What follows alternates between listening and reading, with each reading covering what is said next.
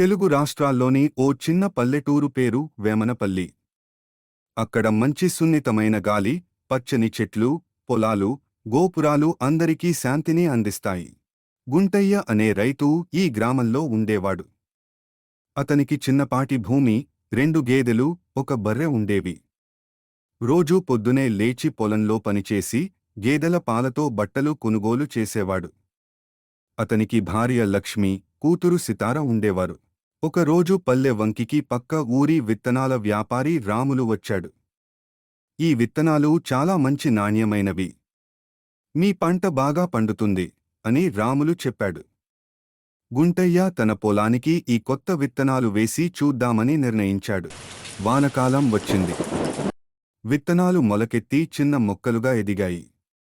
కాని అప్పటివరకు ఎప్పుడూ సరిగ్గా ఉన్న వాన ఒక్కసారిగా తగ్గిపోయింది. గుంటయ్య కాస్త కంగారు పడ్డాడు. ఇప్పుడు పంటను ఎలా కాపాడాలి అని ఆలోచించాడు. అప్పుడే గుంటయ్యకు ఒక ఆలోచన వచ్చింది. అతను గ్రామంలోని స్నేహితులతో కలిసి పొలాల చుట్టూ చిన్న చెరువు తవ్వి అందులో నీళ్లు నిల్వచేశాడు.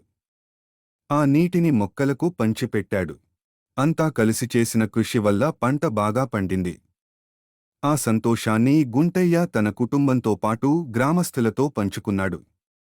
గ్రామంలోని చిన్న సమస్యలను కూడా అందరూ కలిసి పరిష్కరిస్తే ఎంత గొప్ప ఫలితాలు పొందవచ్చో గుంటయ్య అప్పుడు గ్రహించాడు.